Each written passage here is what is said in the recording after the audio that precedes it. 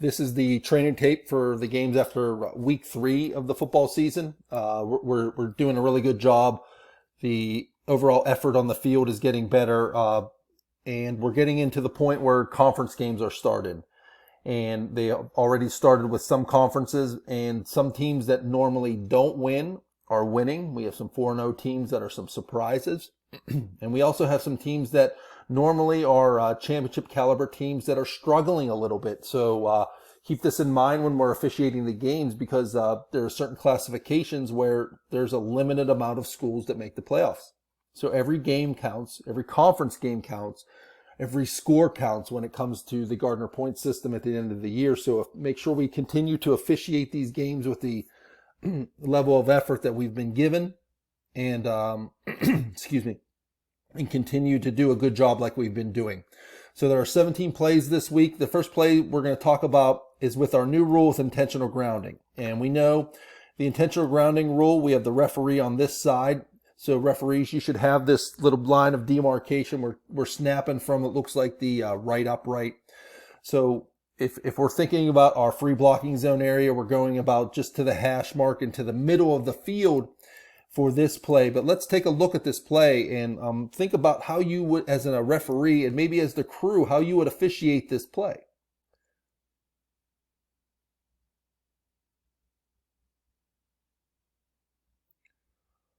So here we have a situation where it is clear that the ball has crossed the line of scrimmage because it goes over the 2 outside. But now there's a question on whether or not did the quarterback ever leave the free blocking zone. And, I drew the line out here. So we're just outside the middle of the field here. And, we also do know, but once the quarterback leaves the free blocking zone, the quarterback has always been outside of the free blocking zone and is allowed, even if they come back into it, to have that liberty to throw the ball away without a receiver in the area, just as long as it crosses the, so right about here, as long as it crosses the line of scrimmage. So right about here is where, we don't want to split hairs. So this is the point where the quarterback exits the free blocking zone, even though he comes back in it and throws it and there's no receiver in the area.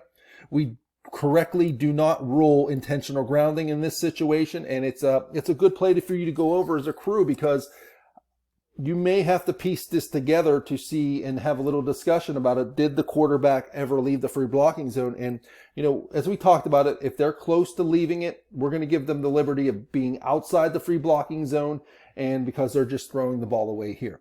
This next play, we're going to take a look at this receiver here and whether or not there is an illegal blindside block in this situation. And we know our keys right here is our head linesman's looking here, our side judge is looking here. Okay, so what I want to do is we're going to run the play real quick, and you can take a look at it. So you see the hit right there, okay? And so what we have going on here is a couple things. So we know that for this receiver to be allowed to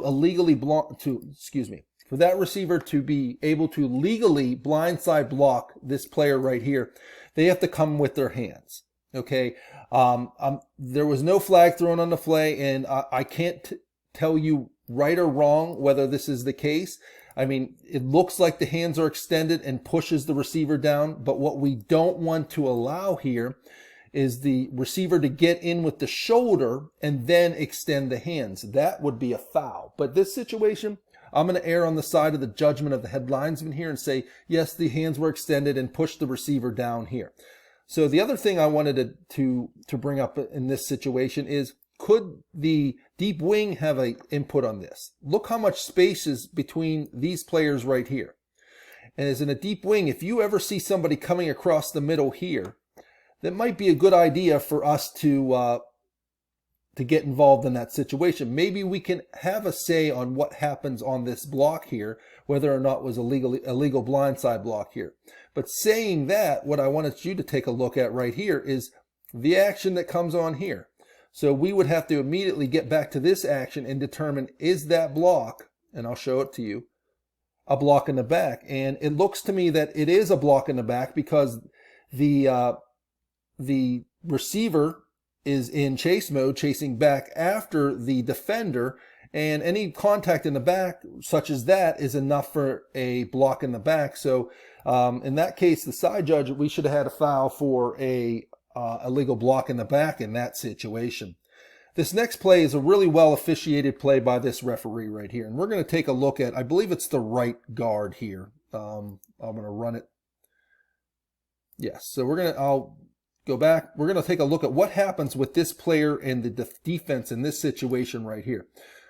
So we have a lot of pushing and shoving to the face right here. And the referee throws a illegal hands to the face here by number 66 of the offense, knocking off the helmet of the defense. Now, it's not apparent in the situation. Maybe number 3 got a little bit up in the hair, but what we have to be careful for is not to throw based on the hand move, based on the reaction of the offensive lineman here. Right here, we would have our umpire looking here, so he or she would be able to see if there were hands to the face here. But what the referee does, the referee has that view of the legal hands to the face by the offense.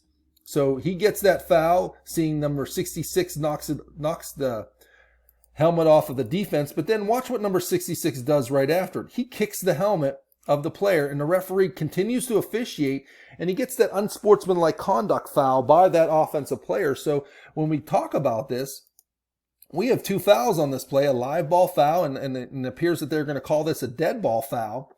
And with this being 4th down, the question being in this situation, does the offense make the line to gain? So it doesn't look like the offense makes the line to gain, and it's 4th down. Oh, I'm sorry. I was reading it wrong. It's actually 3rd down. So it's 3rd down. So the offense would probably take this foul back, the live ball foul. I'm sorry. The defense would take the live ball foul and knock them back 15 yards.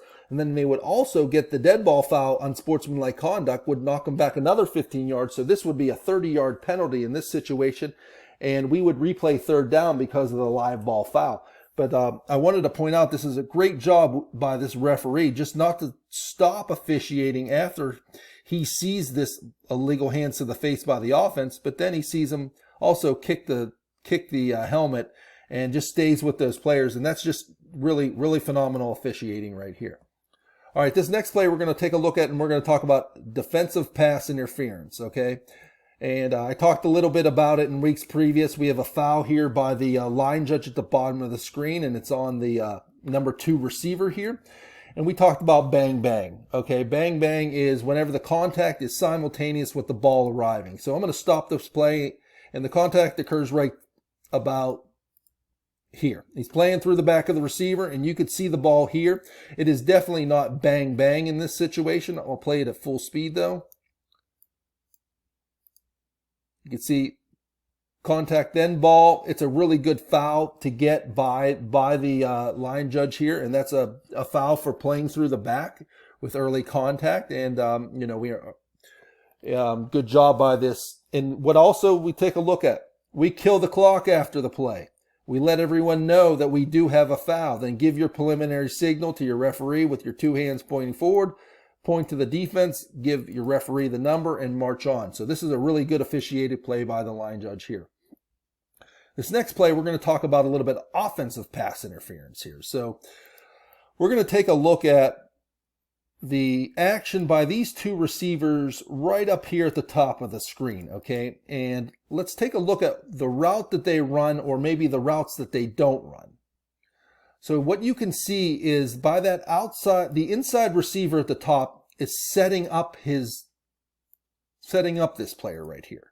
Okay, so you can see right there, he's setting him up. And this player right here then takes a beeline towards this defender, right? Oh, and sorry, it's his own guy. So this guy has choppy feet, goes in and makes contact with the guy that's covering him, which allows the outside guy to cut right around him. But what you can see here is the head linesman, if you could, I'll pause it when it happens. The head linesman sees it and is ready to throw the flag, but he doesn't, because what happens is there's no advantage gain, and this is just because it's thrown to the bottom of the screen.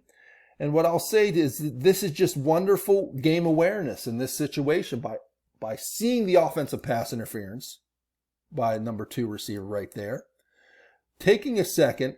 Yes, I'm excited to throw it, but I don't have OPI unless the ball is thrown across the line of scrimmage. And I also don't have OPI unless the ball is thrown in my third of the field up here. So yes, I get excited. I recognize the foul, but he doesn't throw it because it's thrown to the bottom of the field. So overall, great job here. Recognition of OPI by the head linesman, and also having the game awareness to hold and not throw the flag and see where the play goes, digest it, and decide, you know what, this isn't something that is affecting the play. So we do a good job here. All right, this one, we're going to go through a couple punts and free kick plays. So we have a punt here, and what we'll see right at the bottom of the screen, you can see the illegal block in the back right here. And it's thrown by the head linesman, which is great. Okay, so this is where, I mean, I talked to this earlier in the season. First off, as officials, I'm assuming we have a fair catch signal, okay? And this is where I was challenging the deep wings in the beginning of the season, you know, in a situation like this, to do a little bit of to work with our mechanics, because the person who is the threatened right here is that person right there, and it's that person's key right at the bottom of the screen. So it's the field judge's key. So they get shoved in the back. And, you know, you can possibly say this is a side block, but look, the defender, the blocker is in chase mode, right? So any force to the back, and you can see there's force to the back right here, especially with the way they push and throw them. And I'm fine with, even though this is a fair catch, you throwing that flag because it's way out in the open, okay? So what we could also do is, what I'm going to ask the deep wings is not to be so quick to get off your key in this situation, because that is your person. You've been watching it the whole way down the field, and if you didn't have a line judge that was really in tune with this play, we might have missed this foul altogether. And it's not the whole aspect about the foul, but it's just how it's out there in the open, and we can't miss those types of plays like that. All right, these next two plays are free kicks, and they mainly go towards umpires and wing officials. I'm sorry, deep wing officials, so the field judge, side judge here. Umpires, I believe you have these two players right here. The field judge, side judge will have the ones outside, and then we leave the two in the middle going. And we have to be diligent, because what we see most of the time on free kicks are these players coming down the field at 100 miles an hour, and then you have the kick return team setting up to block them. And what happens is the people that are running make contact here, and the kick returners just can't block them. They get overpowered, and instead of letting go, they just pull the kicking team on top of them. And those are situations with reverse takedowns. And you'll see up here around the, I think around the 45-yard line, you'll see one happening on the top half of the field. I'm sorry, it's at the 35-yard line. I'll rewind it back.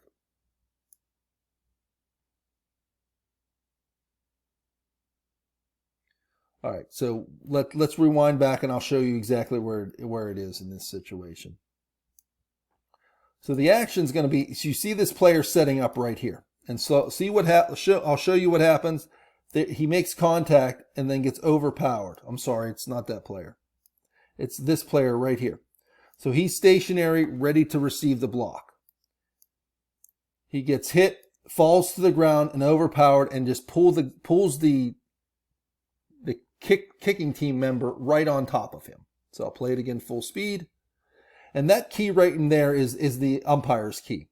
And that's where we should be staring as an umpire, and should have a flag down there for a offensive hold with a reverse takedown in that situation. This next play is something similar. You know, we're going to have another free kick, but what we're going to see here is just we have someone get thrown to the ground. And what you can see right here is it happens. I'll circle the player so you can watch it.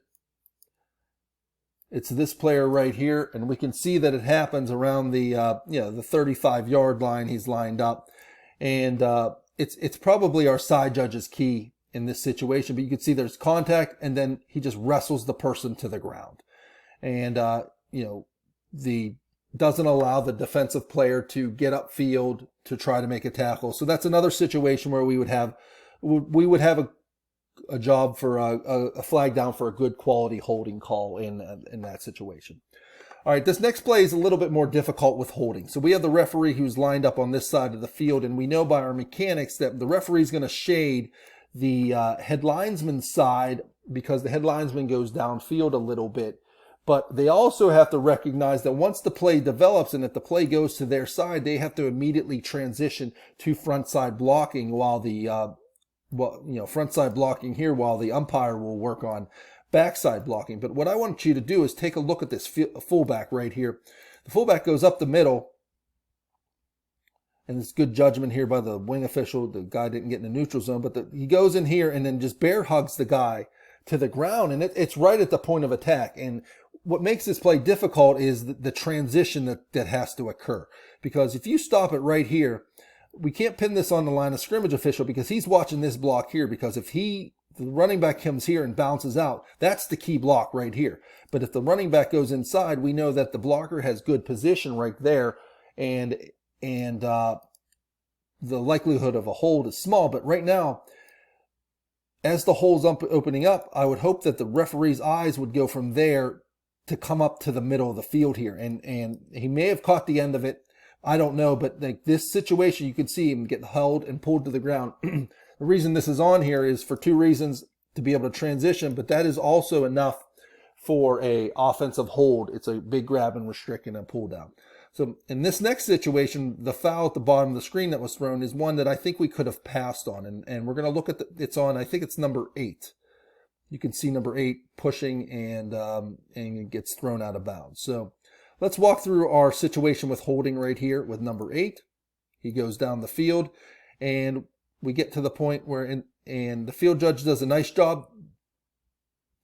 The field judge in this situation should be here. The line of scrimmage official should be here.